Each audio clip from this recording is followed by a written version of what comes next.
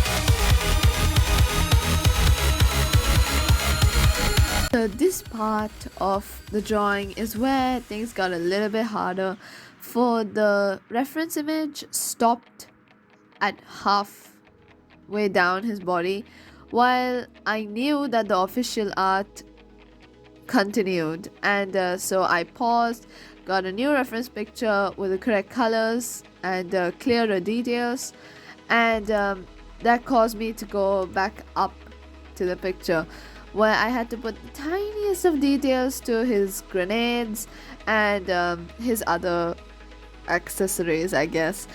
So right now we are just continuing to finish the details of his belt.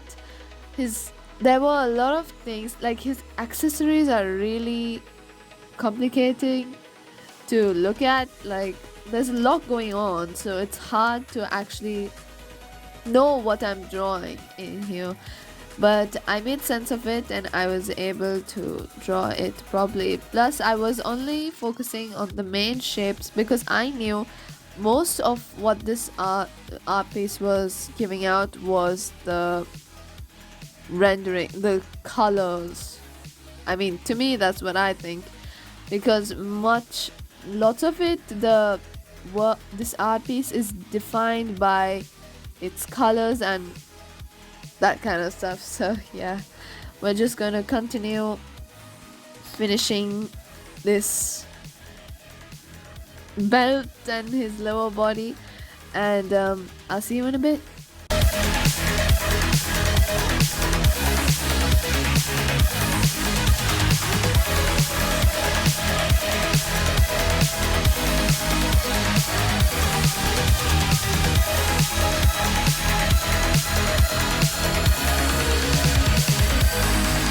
Okay, so the process of drawing the leg wasn't so easy.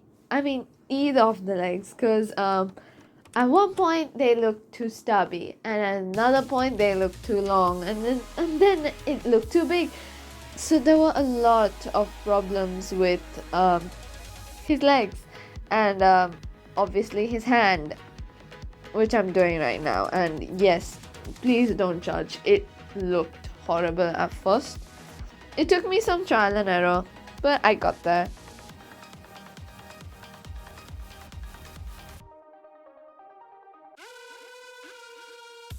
This is where I start the grenade. I mean, some kind of like gun on his grenade anyway, so that part was really confusing because even with the proper reference, it was hard to work out because everything was mixed together. So I just tried to follow the lines as much as possible, and I got there in the end. And then there was like this line of bullets towards his gun. I had to draw those at a certain perspective, and I must say that it was quite fun to draw those because it's the first time I actually got to see how perspective can change everything, you know. So yeah, really excited about that. So because I took so much time with this drawing, I had to cut out a little bit of the coloring and rendering process. Even though that's what I paid most attention to, I had to do that because first of all, it's way too long, and it would be a really long video if I took every single shot of the rendering I was doing. Even if it was sped up, it would be about 45 minutes long, and I'm not sure if that time limit for the length limit for your videos are there on YouTube anymore. So to shorten down and describe how the rendering was like, there were a lot of colors I wasn't expecting to use. So I guess this was opening my thoughts about color theory and stuff like that, even though it's something I haven't learned yet, but I'm still in that process. There were a lot of purples which I honestly wasn't expecting to be using in this, and there were lots of odd colors, but I guess that means I have a lot to learn, because when I'm drawing I usually stick to the colors that I'm using and don't go into like the purples, the blues, the greens if I am going for a drawing that is only with red or yellow, something like that. So that's the thing with me. I'm not confident enough to go into the different colors and look for the correct color because I'm not 100% sure that this color will look good with my drawing at the end. But the thing is, I also need to learn how to trust the process. I guess that's something that's lacking in a lot of artists, and like obviously myself as well. So I'll work on that. I hope, and I hope that one day I'll be able to understand color theory and be able to do it effortlessly, if anyone can. I'm not sure. So here is the sped up drawing of that Procreate gave me, and yeah, I hope you enjoy. It's just like a really smaller version, but it's not as much fun to look at for me as what I'm recording, so that's why I went back to the original style anyway. And I've seen lots of artists do it the other way too, so yeah, I thought I'd do it too. I think in the future I will do a lot more of these. Right now I'm thinking of making a few OCs. Not sure how that will turn out. Maybe I'm gonna remove a few of my OCs because they're not actually OCs. They're just like, I don't know, dull characters that I don't really want anymore. So yeah, I'm ditching a few, I'm creating a few, and this time I'm gonna try and make them more interesting so that they can stay with me. Like Safiyah, she's my first OC and I'm really happy with her design and her story and everything, and also her like ghost companion OC that I have not shown to you guys, and I haven't made an official video about him yet, so it's coming. I'm just too tired to make the character board and stuff because I don't know what pose to use for him, and I think there are a few things I could add to him to make it like more ghostly, because mostly right now what I'm referring to for him is from a book I have read, so I don't want it to be 100% like that because my character is not the same as the book. I want him to have powers, and in the book he didn't have any. So yeah, there's some alterations I gotta do with him and stuff like that. I'm talking of him as if he was like clothing alterations. Come on, okay.